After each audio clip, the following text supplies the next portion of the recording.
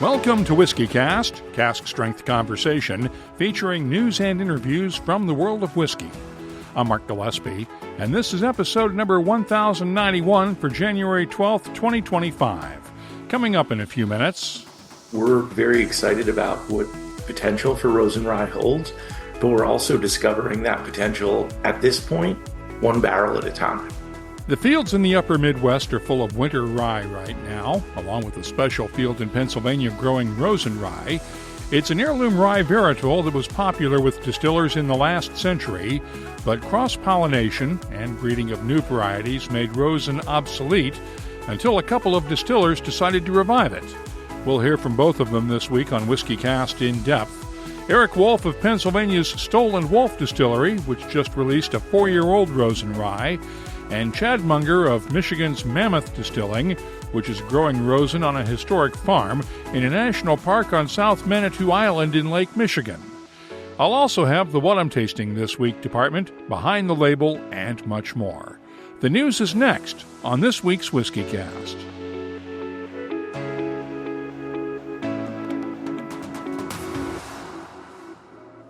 The second release in Dewar's 4-part collector series, Dewar's Double Double 38-year-old, is now available. It's a tribute to the Scottish Highlands, and it's like nothing you've had before. More in a minute. Let's get started with the week's news. It's brought to you by the Dalmore. Plans to revive the historic Colburn Distillery in Speyside have taken a big step. Longtime Ben Romick Distillery manager Keith Cruikshank announced this week that he's leaving after almost 27 years to become master distiller and head of whiskey for D&M Winchester Limited, which is reviving Colburn. In a LinkedIn post, Cruikshank thanked the Urquhart family for allowing him the privilege of growing Ben Romick and called the opportunity to start up distillation at another sleeping Speyside distillery something he will truly relish. Usually when we report on whiskey prices, it's because they're going up. But in a change of pace, Impex Beverages is cutting its wholesale prices by an average of 13% on 12 of the whiskey and rum brands it imports into the U.S. Impex CEO Sam Filmus told me it seemed like the right thing to do given economic conditions. Well, we've seen for the last couple of years the consumer kind of changing their buying habits, and they're pretty sensitive to the price. And, we bring a lot of new distilleries that kind of position themselves, non-age statement, not very well known at the price point that it was acceptable in 2021, 2022, even first quarter of 2023. But then we watched some kind of people turning into, age statement, more well-known brands, because the price is pretty much, proportionally making sense for them to buy something with a double-digit age number. So we think, in some cases, it's $5 difference on the shelf, in some cases more, up to $15 difference per bottle. That will make a big difference, and it'll make their buying decision in terms of being more open to our brands. But given that you only control the wholesale price that the distributors pay, how can you be sure that these price reductions will eventually make it to the consumer and they just won't be taken up in profits by retailers and your wholesalers? Sure, Mark, that's a great question, and that's something that made us think, for a long time.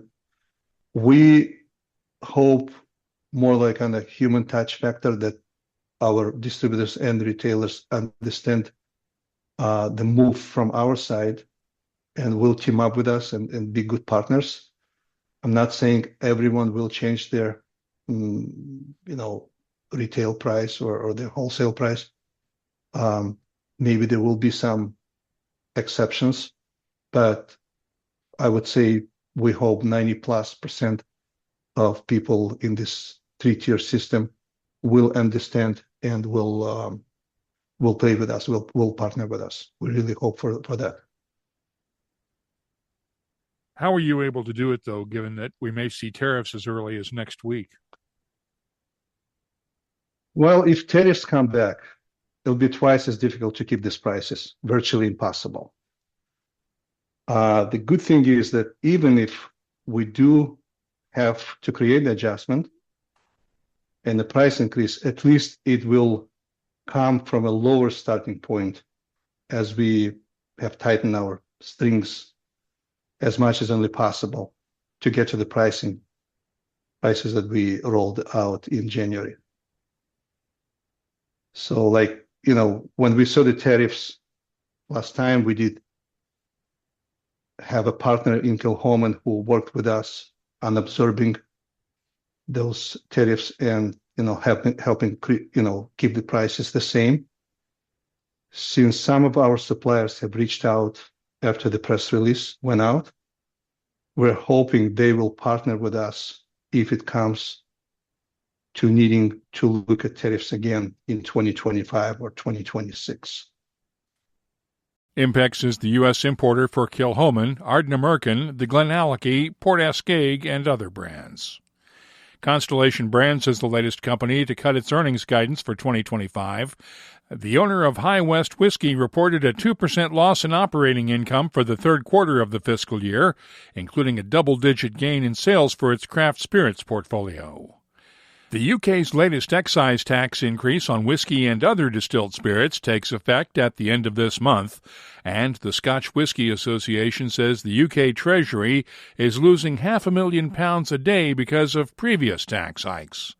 That's based on the latest HMRC data showing revenue from spirits duty fell by £255 million between August of 2023 and last November compared to the previous period a year ago.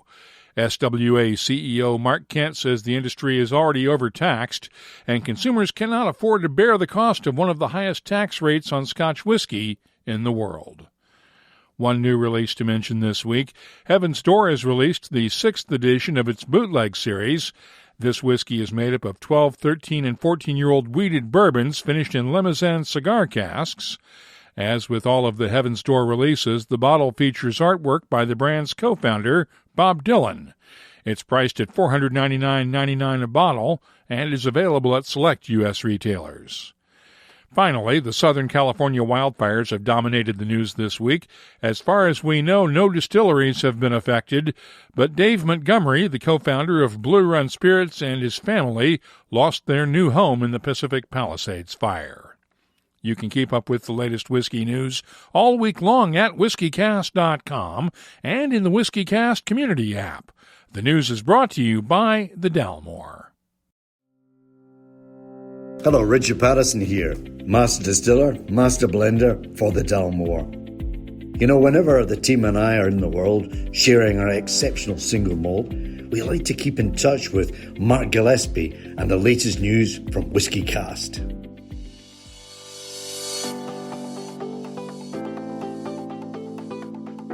Let's open up the calendar and see what's happening around the world of whiskey. This is Canadian Whiskey Week, and there's a lot going on in Western Canada this week.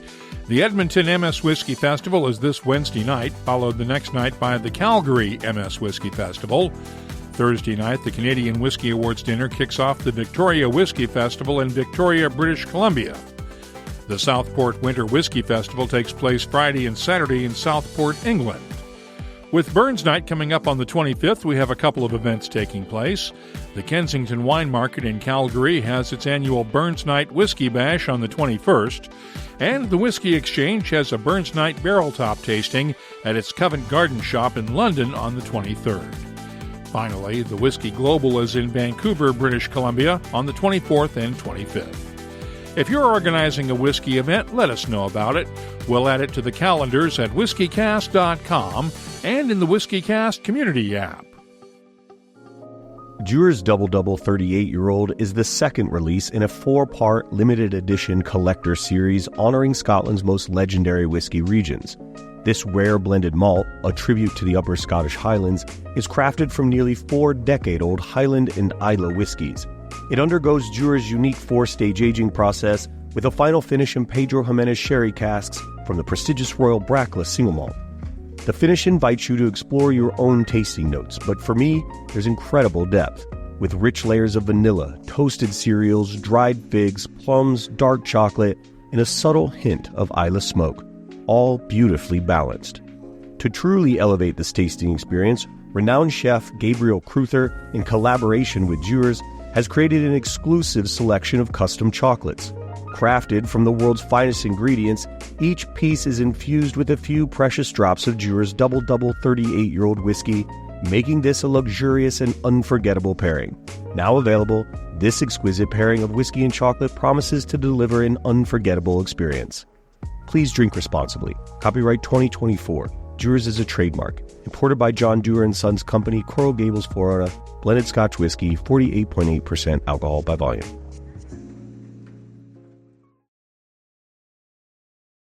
This week on WhiskyCast In-Depth, we're going to look at Rosen Rye. It's an heirloom strain of rye that was once popular with distillers, but gradually fell out of favor because of cross-pollination with other rye strains and the development of newer strains that were easier to work with. First, we'll hear from Erik Wolfe of Stoll and Wolfe Distillery in Pennsylvania, which was the first to distill Rosen Rye in almost 50 years, when the late Dick Stoll made his first batch of Rosen Rye several years ago. Stoll and Wolfe has just released a 4-year-old Rosen Rye. What makes Rosen Rye unique? So it's interesting. It depends on who you talk to and what different people. I think it's really a reflection of what different people are looking for in their whiskey experience. To a lot of folks, it's got bolder flavor. It's got more of that rye spice. It's got a little bit more sweetness than a typical rye, or at least our standard rye. It's also got a lot of the romance of history attached to it as well, and the fact that it hadn't been distilled for nearly 5 decades until we had the opportunity to do so again. So I think for us, we're very excited about what the potential for Rosen Rye holds, but we're also discovering that potential at this point, one barrel at a time. How so?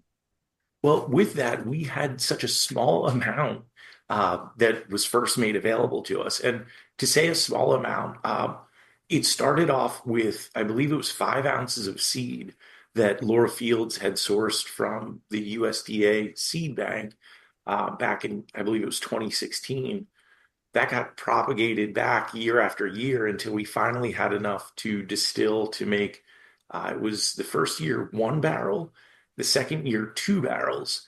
This year we're up to planting 7 acres on our family farm that dates back to 1741. So in those first few years, we joke that it was automatically the best and the worst Rosen that we'd ever produced, simply because they were single barrels that we were able to release. But thus far, we're very excited about the prospect of where the flavor is headed. We're also attempting to see what the flavor of the grain and the dynamics of the grain can do through a few separate mash bills. We're using our standard 60% rye, 30% corn, 10% malt mash bill. We're also doing some 80-20 rye using the Rosen, and we're also using the Rosen in some of our high rye bourbon as well. So for us, it's exciting to see, as those different expressions age out, what the different harvests hold, as well as what the different barrels offer as we move forward. Tell me the story of Dick Stoll and how he really helped spearhead this project. Sure. So this project is definitely one of those things that nobody was bringing Rosen Rye to Erik Wolfe to say, hey, you need to be the first person to distill this in 5 decades. Dick Stoll, my partner, mentor, and friend, was the last person to distill this in Pennsylvania at what was the historic Michter's Distillery in Schaefferstown, Pennsylvania, just a few miles up the road from where Stoll and Wolfe is. So yet another luxury of working with somebody as knowledgeable and storied as Dick Stoll is that people come to you and say, hey, we've been working on this project for years, and we'd really like you to be involved in helping to revive it. So we're very blessed that Laura and Dick had that conversation. And really, with Dick, when Dick was talking about coming back to distilling, we sort of were talking about a wish list of things. And for him, one of the wish lists was the ability to do what he wanted from mash bill to still selection. And another one of those was the ability to work with grain that he wanted.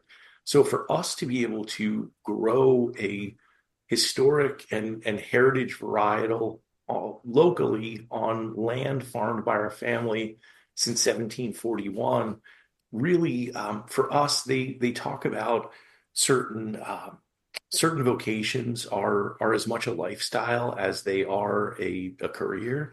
And I think for us, distilling is one of those where being able to work with the grain that intimately, being able to have access to such a historic grain, to be able to grow it on such hallowed land for us, and ultimately be able to process that grain is truly a labor of love, and also one of those things that as we're pulling these barrels that Dick was alive to help distill, I don't often cry when I'm pulling barrels of whiskey or bottling barrels of whiskey. Thankfully, it's not that emotional of a profession, but there are definitely times where I get very, very sentimental as we're releasing these Rosen expressions or the Dick Stoll birthday bourbon. And it's one of those things where I laugh to myself as that happens, because Dick Stoll would be the first person to give me a hard time for getting misty over Dick Stoll. But it's still something that you can't help. And it's one of those things that truly his spirit pervades everything we do at the distillery, again, through still selection, through mash bill, through the processes. And for us, one of the things I think that we're always trying to create as distillers are sort of these liminal moments where you've got sort of one foot ideally in the past and honoring this tradition, and another foot in the present and trying to honor that tradition in the most modern way possible. Mostly because we're a for-profit entity. We're trying to make whiskey to sell to people. And if we don't sell the whiskey to consumers who are eager to buy it, we can't make more. So we do have to be interested in modern production methods. That said, for us, the ability to sort of create those liminal moments where you're tasting a grain varietal that we were honored to be amongst the first to distill. There are many other folks who are experimenting with the varietal, and very excited to see how that works, both from the terroir of where it's being grown in their areas, as well as to see how it works on different stills and in aging in different regions. But for us, again, to be part of that revival and to know that folks are getting a chance to try something that connects them with somebody 5 generations, not 5 generations, 5 decades prior, is truly an honor. And helping to build those sense memories is something that we take very seriously. So for us to be working with the Rosen is a labor of love, and also an exciting journey of discovery as it ages out further, and as we get to see more and more harvests. One of the things that's so interesting with working with a varietal like this is, again, experimenting with different mash bills across different harvests. But for us, those multiple barrels and having multiple barrels per year to pull from is such an exciting thing for us to be able to experiment with as well. And as an artisanal producer, so much of what we talk about is, and the word artisanal gets thrown around a lot, but truly using your 5 senses to be able to inform the production process. And as we're running the Rosen, just the different things that we're able to note about it. It's a little bit oilier in the fermenter. It's a little bit foamier in the fermenter. It's as if rye wasn't challenging enough to work with. But for us, it's also very interesting to see, because traditionally folks don't make things harder on themselves needlessly in a production environment. So if the rye is a little bit more challenging to work with, and particularly Rosen's a little bit more challenging to work with, well, hopefully, and we very, very strongly feel there is a reason for that. So for us, it's truly been and continues to be an exciting journey. Tell me about the 4-year-old Rosen Rye you just released. So the 4-year Rosen that we released, as mentioned, is our oldest expression to date. We're very excited about it. One of the main reasons that we're very excited about the Rosen, particularly at 4 years, is that the longer a distillate is in the barrel, the more it takes on the characteristics of the barrel aging environment and the barrel itself. With rye, particularly at 4 years, you get some of the vibrancy of that young grain that's there, giving some of the spice. You're also getting a little bit of the barrel character informing that at 4 years as well. So I think the viscosity on there is really nice and thick for a 4-year-old rye. And it's also got an interesting undertone, in my opinion, of sweetness to kind of balance out that extra bit of spice that I feel like the Rosen has as well.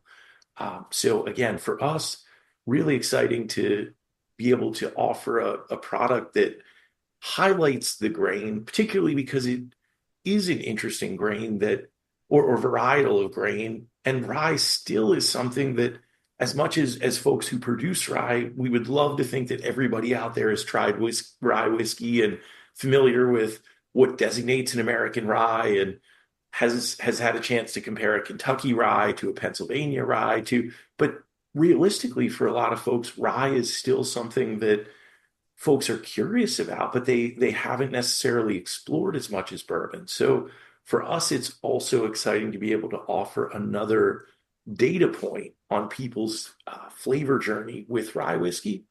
And with that, to be able to offer it at an age where it's not apologizing for the grain, but really kind of introducing that spicier grain and offering beginnings of complexity of barrel aging, but certainly not overriding it. Not that I've thought about that too much. Excuse me for the long-winded answer. I know you don't have a lot of this, but where can people find it?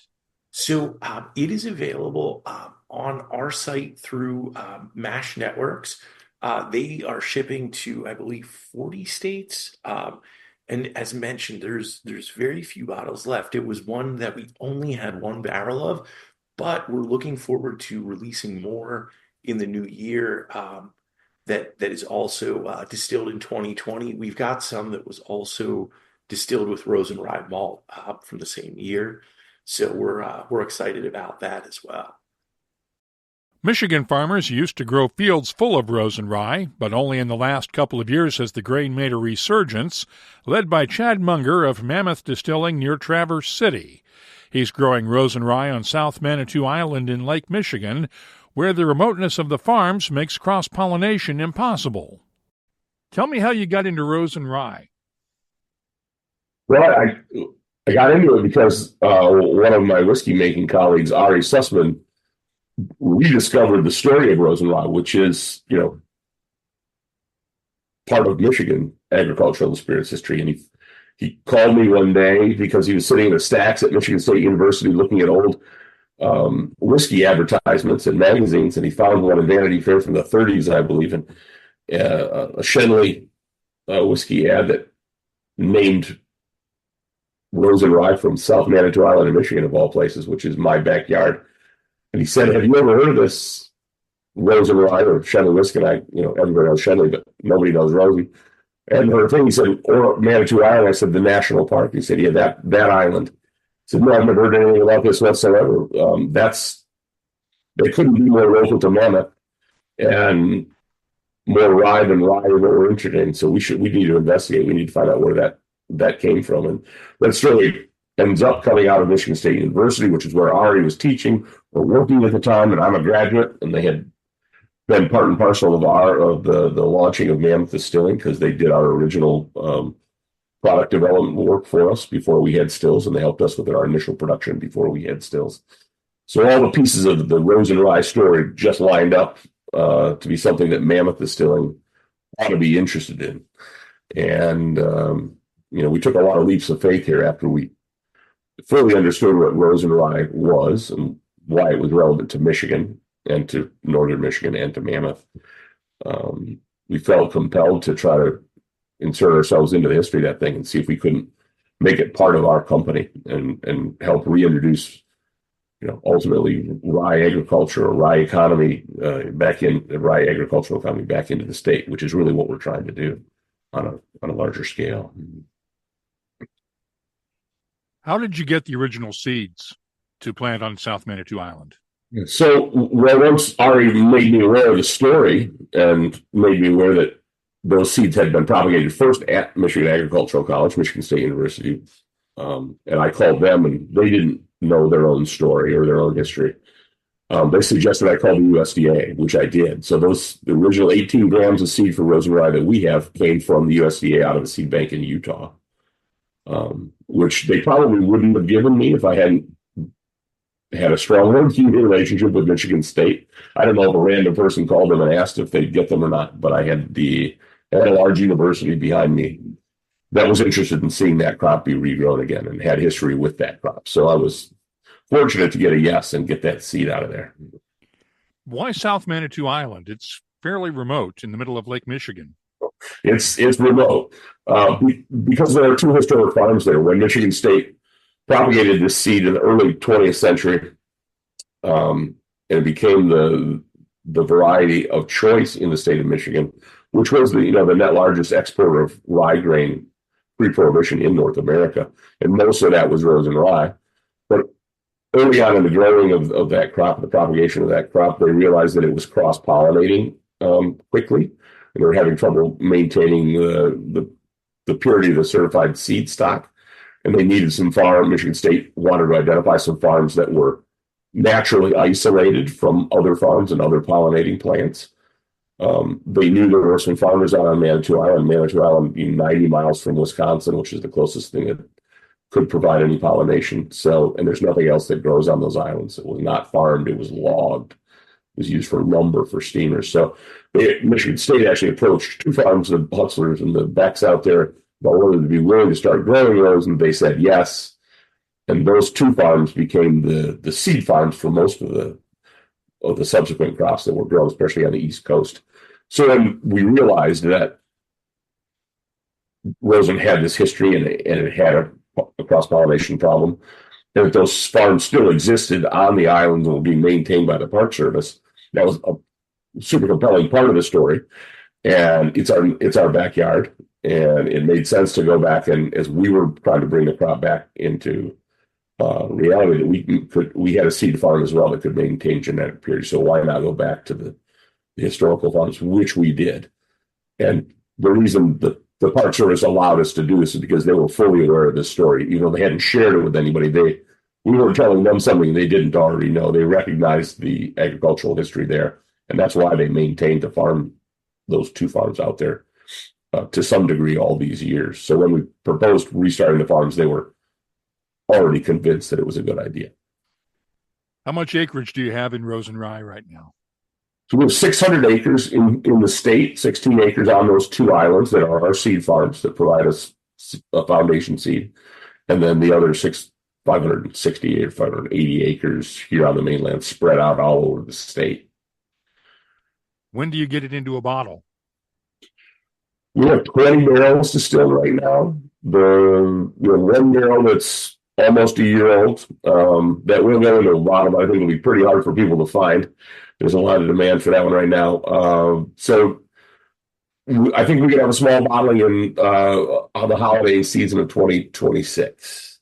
2027 will be the year there's something that you could actually find on a shelf somewhere, probably. If you know us or you come up and find us in Northern Michigan, you'll be able to get a bottle at Christmas 2026. What makes this project so interesting for you? Well, as I said, I'm really interested in the agricultural economy of Michigan.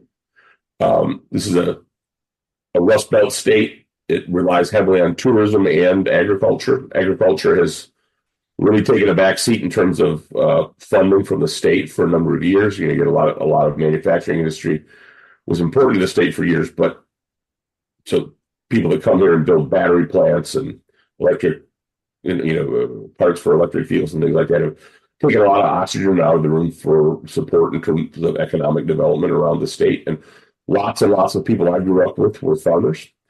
And you're seeing the same in farming in Michigan as you are everywhere else. We're seeing massive consolidation of small farmers into big mega farms that are growing soybeans and corn. We're losing a lot of our identity as a state, and a lot of families that relied on farming and that want to continue to do it, and people that are interested in getting into it that haven't been into it don't have many opportunities. So I see rye as a really novel crop that can help reverse some of these trends. The state's very interested in seeing new markets evolve. We think that Rosen Rye and some of the other rye projects that we're working on, hybridizing the shipwreck rye that we pulled out of Lake Huron last year, for instance, are compelling varieties of rye for the distilling industry at large. So people in Kentucky and Tennessee and Indiana are interested in modern, novel varieties of grains, and using those to distinguish the products they already make very well down there, but are highly competitive spaces. We think we can grow rye at scale again in Michigan and sell it not only to our small internal craft distilling economy that we have here, which will probably never grow to the size of the distilling industry you see elsewhere in the United States, but we think those same grains are compelling to them, and that we can grow enough of this and have it be a premium product and not a novelty product, but a rare product that can help other people that are actual large players in the distilling industry distinguish the products they're making from their competitors. And we're all I'm interested in seeing that happen. So Rosen, if you're just growing Danko or some unidentified variety of rye grain, that's not a very compelling product to offer those people down here. But Rosen has a history with all of them. The Michters and the Shenleys and the Seagrams all used this in the past. They all know it works. They put it on their own labels at the time. They're all competing for space in the market now with each other, even in the bourbon market. This is an opportunity to bring back something that already worked for them once, and make it good for Michigan agricultural economy and distilling economy, and good for whiskey in general. We're excited to see what other people can do with this, not just us. Munger also has another experimental project going on. They recently salvaged some ancient rye grain from a shipwreck in Lake Michigan and are working with researchers at Michigan State University to sequence its DNA to compare with present-day strains of rye, with an eye to replicating that ancient grain one day for whiskey making. Thanks to Chad Munger and Erik Wolfe for joining us this week on WhiskyCast In-Depth. Let's start off the What I'm Tasting This Week department with the 4-year-old Stoll and Wolfe Rosen Rye. It's bottled at 53.25% ABV, and the nose has good rye spices with nutmeg and ginger, along with apple pie and black cherries. The taste has notes of cherry cola, ginger, nutmeg, bitter lemon, honey, and vanilla. The finish is long and spicy with a hint of black cherries, and I'm scoring the Stoll and Wolfe 4-year-old Rosen Rye a 90. Next up, the 12-year-old Amrut Greedy Angels Indian Single Malt. 12 years is a long time for an Indian whiskey to mature, and this one was finished in ex-bourbon casks. It's bottled at 60% ABV, and the nose is very oaky with touches of caramel, cherries, and dried fruits. The taste is dry and astringent with notes of oak tannins, cough syrup, and cherries. The finish, long with a hint of spice and oak tannins. I'm scoring the 12-year-old Amrut Greedy Angels an 89. I mentioned Impex Beverages during the news, and they recently released the Impex collection of single cask bottlings. Let's look at the 12-year-old Royal Bracla 2011 bottled at 58% ABV. The nose has touches of apple cider, demerara sugar, nutmeg, a hint of cinnamon, and a slight nuttiness.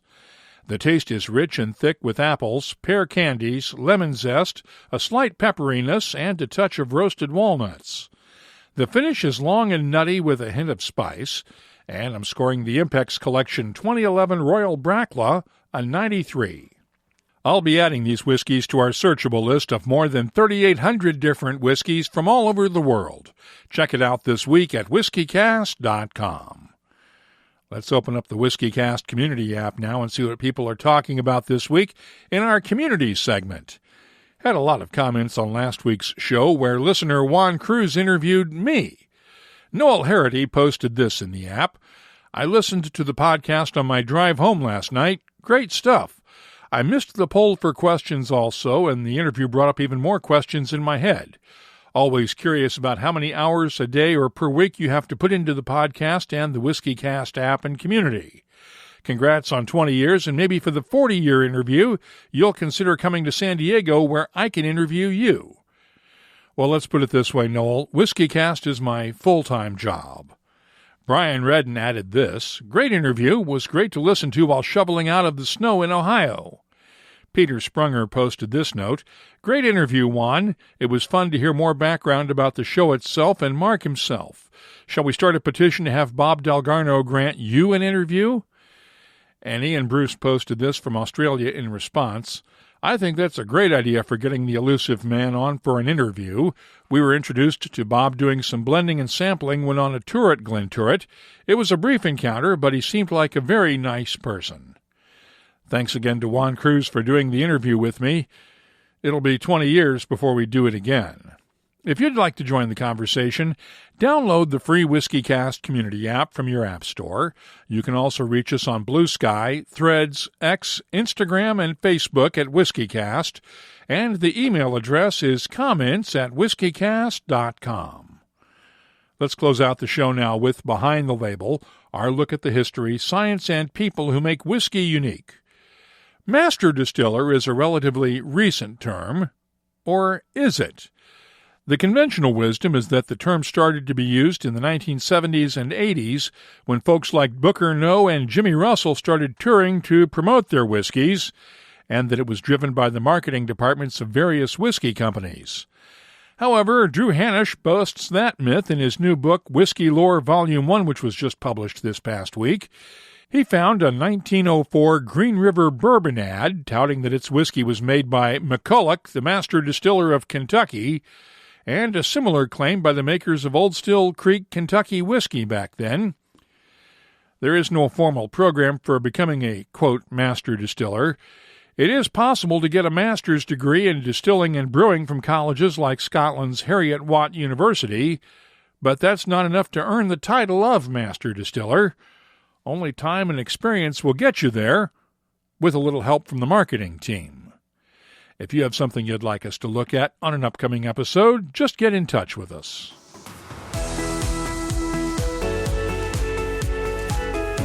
That's all for this episode of WhiskyCast. You'll find links for the stories in this episode in our show notes at whiskycast.com.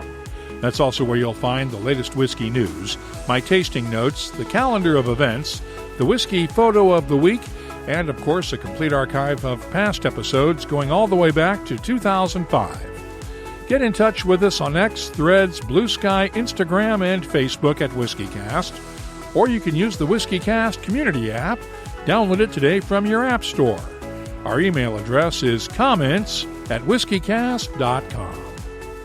Dewar's Double Double 38-year-old blended malt has arrived, and it's a true gem for collectors. Secure a bottle and you'll be adding a rare piece of history to your collection.